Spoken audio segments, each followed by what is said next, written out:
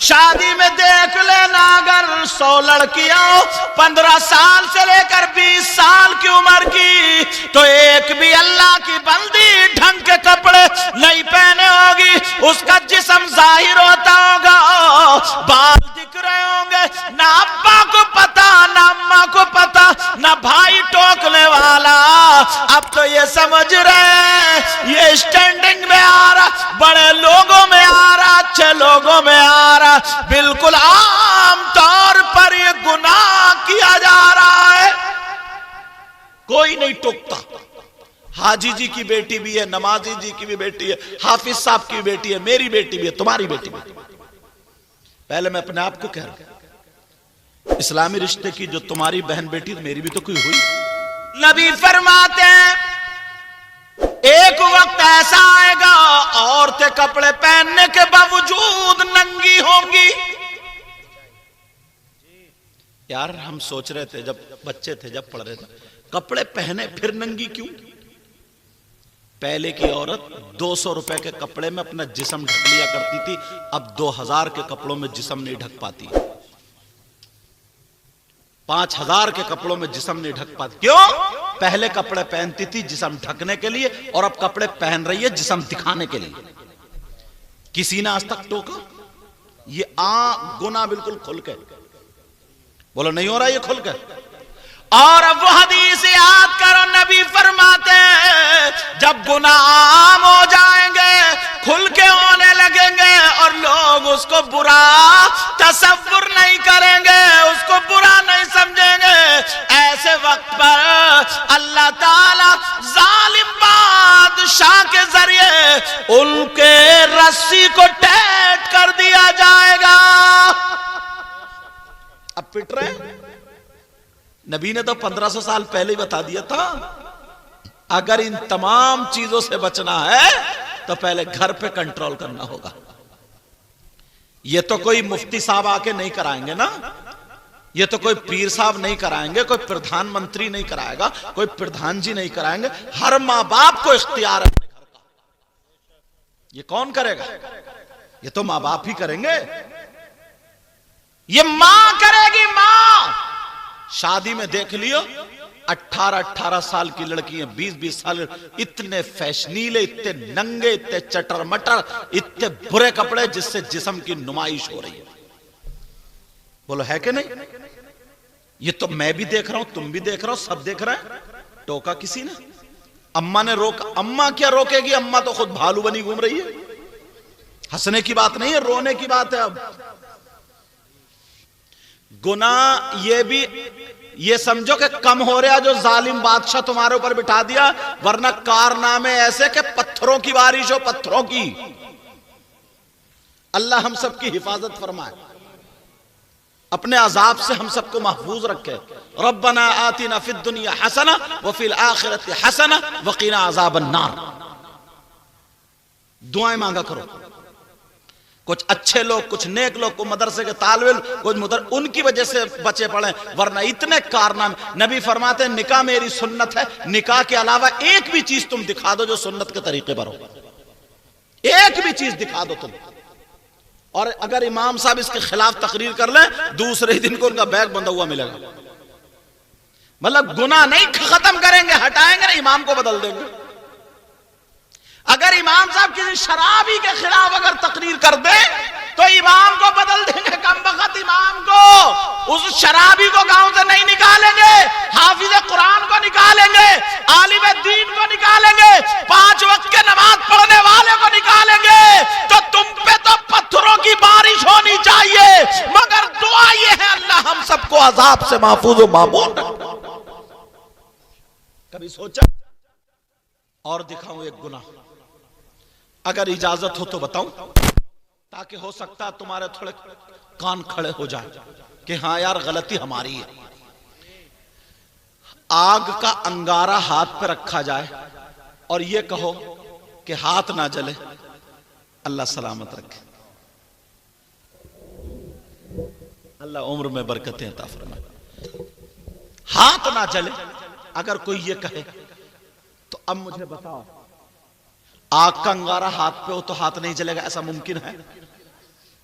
ये काम तो तुम्हारे जिम्मे है कि बेटी के कपड़े संभलवा सकते हो, किसी गैर के जिम्मे तो नहीं है ना। और अगर अब भी नहीं करोगे तो तुम राजी हो, फिर मत कहना चौराहों पे यहां ये टूट गया वहां वो टूट गया, इतने घर जल गए। इंतजार करो, इंतजार करो, इंतजार करो, बस दुआ करते रहो अल्लाह हमारी हिफाजत फरमाए। समझ रहे मेरी बात? लेकिन सुनो बच्चों, खामोश हो, अब सुनो। इतने लोग यहां पे बैठे, इस गांव का नाम मिलक है, मिलक है ना, और इसका नाम, प्रोग्राम का नाम है इस्लाह माशरा। अब रख लो इसको अंदर यार, इसका नाम है इस्लाह माशरा। इतनी मुश्किल से तो ये लोग इकट्ठे होते हैं हजरत, और वो भी तुम मोबाइल में निकाल दो। नहीं, पहले हमें नसीहत होना चाहिए, बाद में आपको जो बात है रख दो बेटा। इतने लोग यहां पे बैठे हुए, कम से कम इस गांव में हजरत कितने घर होंगे इमाम साहब किबला? 100 होंगे, 150 होंगे, 200 होंगे, कितने होंगे नीचे से बताइयो? 200 मान ले, चलो कुछ कम बेश एक अंदाजे से मान लो 200 घर हैं। 200 घरों में 100 घर ऐसे हों जिनकी बेटियां जवान हैं, मतलब 12 साल से शुरू हो जाए, 12, 13, 14, 15, 20 तक 100 घर ऐसे हों, तो उन 100 घरों में एक आध घर ऐसा होगा जिनकी बेटियों पे मोबाइल नहीं होगा, बल्कि 99 घर ऐसे होंगे जिनकी बेटियों पे मोबाइल होगा। इस हकीकत को तुम छुपा ही नहीं सकते। बोलो नहीं है कैसा? सबके घर है मोबाइल। अब इतना पूछना चाह रहा हूं, इतना पूछना चाह रहा हूं, ये बताओ हमारी बेटियों को, ऐसे कह लो, पहले मैं कह लूं अपने आप को, तुम्हारी बेटी तो मेरी बेटी, हमारी बेटियों को मोबाइल की जरूरत क्या है इतना बता दो। मोबाइल के बगैर मर जाएगी, मोबाइल के बगैर खानदान भूखा मर जाएगा, फैक्ट्री बंद हो जाएगी अगर बेटी को मोबाइल नहीं दोगे तो। किसी की बेटी ऐसी है जो ट्रक चल रहे हैं, बसें चल रही हैं, हवाई जहाज चल रहा है, फैक्ट्री चल रही है, कारखाना है, किसी की बेटी जो पूरा खानदान भूखा मर। कम से कम 3 रोटी खाते हो, 1.5 की अकल रखो। किससे बात करने दिया बेटी को मोबाइल? कहां बात करेगी? व्हाट्सएप चलाएगी, कहां चलाएगी? फेसबुक चलाएगी, कहां चलाएगी? यूट्यूब देखेगी, क्या देखेगी? मुझे बताओ। तुम बाप हो, तुम्हें जवाब देना पड़ेगा। बेटी में जो मोबाइल है, किससे बात करने दिया है? बाप सुबह से लेकर शाम तक खेत को निकल जाता, काम पे निकल जाता, पता नहीं चलता। ये अम्मा जो है ना, अम्मा, इन सारी अम्माओं को पता है मेरी बेटी जीने की आड़ में खड़े होके आधे घंटे से इठला इठला के, गिजरा गिजरा के, या छत पे टहलते टहलते किससे बात कर रही, हर अम्मा को पता है। वही अम्मा को पता नहीं होगा जो पागल होगी। जब मोहल्ले में बातें उड़ने लगती हैं कि फलाने की बेटी ऐसी, फलाने का बेटा ऐसा, तो फिर रोती हुई आती है, पता नहीं मेरी बेटी पे जादू करा दिया है, पता नहीं मेरी बेटी पे कोई हवाई असर हो गया, पता नहीं मेरी बेटी पे कोई सहाबा आ गया, पता नहीं मेरी बेटी को क्या हो गया, किसी ने दिमाग कुछ नहीं करा। इस अम्मा की कमर पे 3 लठ मारो, तोड़ दो कमर। हंसो मत, जरा सोचो ये बात। मेरी बहनें, मेरी माएं सुन ले। बाप तो बेचारा कमाने के लिए चला गया, सुबह से शाम तक, आकर के शाम को खा करके सो गया। इसे पता नहीं है बेटी कहीं और गुल खिला रही है। बिगड़ने वाली चीज दे दी है तुमने, बिगड़ने वाली। आप कहोगे क्या कमी है, हमारी बेटी कैसे बिगड़ी? बताऊं? जो लड़की कभी मिलक से निकल के बाहर नहीं गई, उसे अगर मुरादाबाद छोड़ दो, उसे घर नहीं मिलेगा। मगर उसके पास बंबई का फैशन कहां से आया बोलो? उसके पास फिल्मों का तरीका कहां से आया बताओ? उसके पास खाने का ढंग, पहनने का ढंग, ओढ़ने का ढंग, कपड़े पकड़ के चलने का ढंग, फिल्मों जैसा कहां से आया मुझे बताओ। तुमने बताया, उसकी मां ने बताया नहीं, जो तुमने मोबाइल दिया है है। इसी मोबाइल के जरिए उसकी आस्तीन कट गई, चुटियां लहरा रही है, मटक मटक के चल रही है, गला खोल के चल रही, दुपट्टा इधर फेंक के चल रही है, मेहंदी यहां तक लग रही। आग लगा दी है समाज में, आग। लोगों समझो या मत समझो, अभी दिन दूर नहीं है, अभी भी कंट्रोल कर लो। और यही तक नहीं, बड़े बड़े शहरों में तो इतने आगे तक, अभी गांवों में ये बात नहीं आई है, मगर 10-20 साल में आ जाएगी। जिन गांव में ना मिले जुले लोग हैं, मिले जुले मतलब मुस्लिम भी हैं, गैर मुस्लिम भी हैं, मुस्लिम भी हैं, हिंदू भी। मालूम है तुम्हें, मुसलमानों की लड़कियां गैर मुस्लिम लड़कों से मोबाइल के जरिए टच हो गई हैं, और गैर मुस्लिमों की लड़कियां मुसलमान लड़कों से टच हो गई हैं इस मोबाइल के जरिए। कैसा बाप है तू, तो उसे घुट्टी में, तुम्हें पता नहीं है, हम हिंदुस्तान घूमते, कुछ बातें माइक पे बताने की नहीं होती हैं। 50 लड़कियां गैरों के हाथ में चली गई हैं मुसलमानों की। समझ रहे हैं आप तो गांव में सुबह से शाम तक भुतने बने पड़ो, खेत जोत रहे हो, ना अजान का पता ना नमाज का पता, बस शाम को आधा घंटा तेरी मेरी बुराई कर ली, गीबत करा ली, और अगर देखा किसी की शादी है, फूफा से कह दिया बैठिए मत, फूफा कह रहा जब तक नाक नहीं रगड़ेगा उस वक्त तक बैठूंगा नहीं शादी में। ये है गांवों में। मालूम है तुम्हें, कोई ऐसा नहीं है जो एक दूसरे को समझाए, एक दूसरे को चढ़ाने वाले, पीछे से चढ़ाने वाले, सामने कहेंगे हाँ ऐसा कर लेना चाहिए, पीछे कहेंगे बैठिए मत, अब देखूंगा शादी कैसे कर लेगा। दूसरा कह रहा भैया पहले उनको बिठा लो तब मैं बैठूंगा, अब बेचारा लड़की वाला कह रहा बैठ जाओ ना, देखो तो अब वो फूफा ना, जो ऐट, इस फूफा की ऐट तो ना कब्रिस्तान में निकलेगी। देखो इतना मार, और वो फुप्पो वो भी कम नहीं है, दुपट्टा फेंक के फन्नाई फिर रही है, वो भी कह रही है नहीं बैठूंगी, मुंह में से थूक निकले, नहीं बैठूंगी नहीं, जब तक नाक नहीं रगड़ेंगे अगर के नाक, तेरी नाक तो देख कब्रिस्तान में रगड़ी जाएगी। देख गांव में इख्तिलाफ कर दिया, 2-2, 3-3, 4-4 मोहल्लों में पार्टियां बना ली है शादी के मौके पर, एक दिन 2-2 दिन इसी मनाने में निकल जाता है।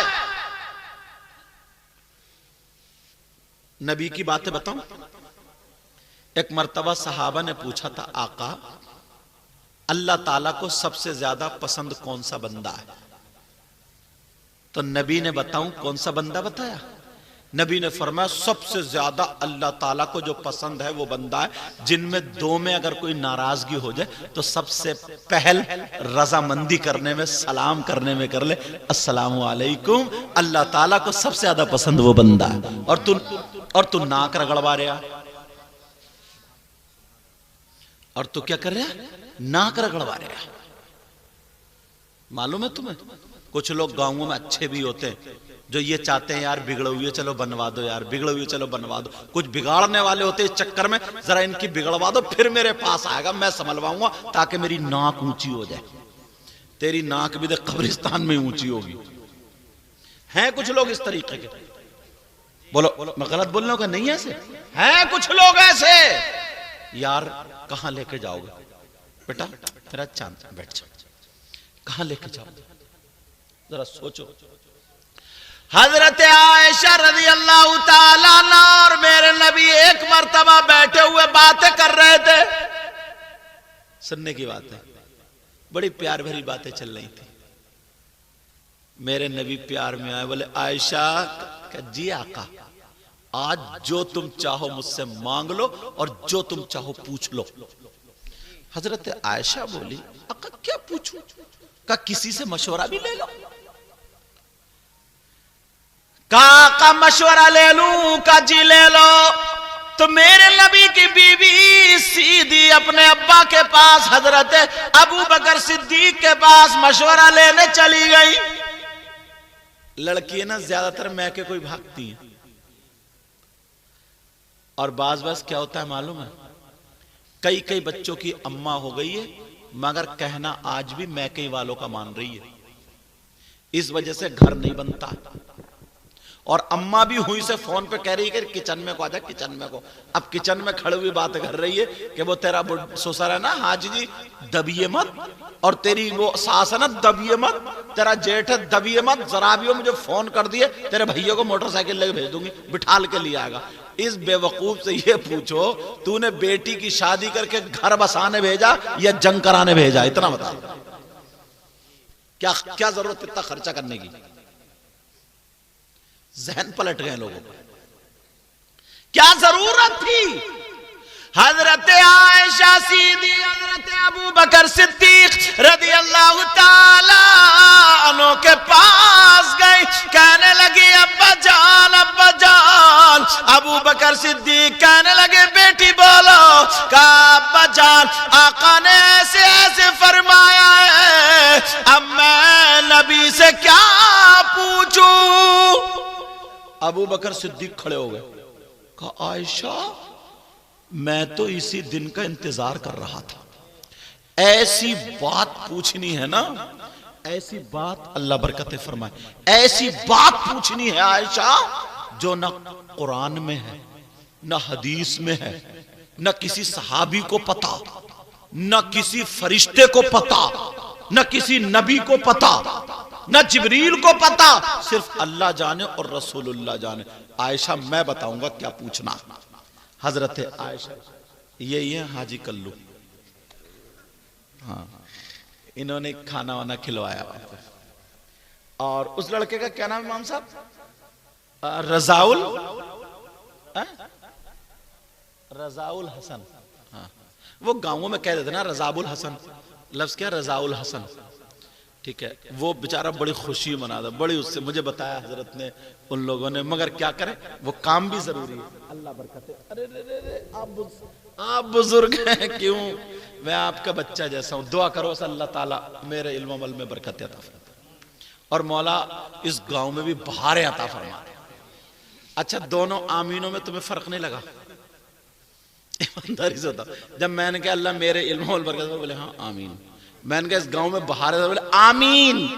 क्या यार मतलब इंसान, चुप, ये बीच में टबोका देना जरूरी है यार। अच्छा तुम्हें कुछ तो फर्क लगा होगा, नहीं लगा यार? हमारे इस जैसे गरीब का भी थोड़ा सोच लो ना, तुम अपने मतलब की जैसे नमाज पढ़ने, बोले यार दुआ कबूल, नमाज पढ़ने जा रहे हैं और दुआ मांग रहे, इमाम साहब कह रहे हैं या इलाही रहम फरमा मुस्तफा के वास्ते, रो रो के, और ये उंगली चटका रहे हैं ऐसे ऐसे उंगली, इमाम साहब कह रहे हैं या इलाही रहम फरमा मुस्तफा, आमीन, उंगलियों में जोर लगा के, फिर कह रहे हैं दुआ कबूल। ढंग संभालो, अपने दिल संभालो, अपना तौर तरीके संभालो अपने। अच्छा समझ में आ रही है? ज्यादा तेज तो नहीं बोल रहे हूं, तुम्हारा मैक भी प्यारा बोल लिया। अच्छा मुझे वो अच्छा नहीं लगता ना, बहुत ज्यादा धू धू कानों में समझ में ना, झी, मेरा मिजाज ऐसा। बाकी जिसका जो मिजाज हो मैं नहीं जानता, अल्लाह सबको हिदायत नसीब फरमाए। अब सुनो, हजरत आयशा कहने लगी अब्बा जान बताइए। अबू बकर बोले बेटी मुझे भी बताना पड़ेगा। कहा जी अब्बा मैं बताऊंगी आके। कहा अब क्या पूछा जो यार कुरान में नहीं, हदीस में नहीं, किसी सहाबी को पता नहीं, किसी वली को पता नहीं, किसी नबी को पता नहीं, किसी फरिश्ते को पता नहीं। अबू बकर सिद्दीक ना चक्कर में रहते थे, कोई दिन ऐसा मिल जाए तो नबी से उसके बारे में पूछो, मगर मौका हाथ में, आज मौका आता। कहा बेटी मैं इंतजार कर रहा हूं, जा आका से पूछ लेना बेटी, क्या पूछना मैं बताता हूं। कहा अब्बा जान बताओ। अबू बकर सिद्दीक बोले आका से पूछना। आका आप जब मेराज को गए, पहले आसमान पे गए, दूसरे पे गए, तीसरे चौथे पांचवे छठे पे सातवें पे गए, सिदरतुल मुंतहा पर पहुंचे, हजरत जिब्रील भी वहीं रुक गए। अब जब आप कुर्बे खास में पहुंचे, आप में और अल्लाह में राजो नियाज की बातें हुई, वहां पे तीसरा कोई मौजूद नहीं था। अल्लाह जाने रसूलुल्लाह जाने क्या बातें हुई। उन बातों में से कोई एक बात बता दे। नारे तकबीर, नारे तकबीर, नारे रिसालत, नारे रिसालत, नारे गौसियत, मसलके आला हजरत हजरत अल्लामा सैयद मुकीम रहमान साहिब किबला। आज बड़े सीला हुए चल रहे हो तुम।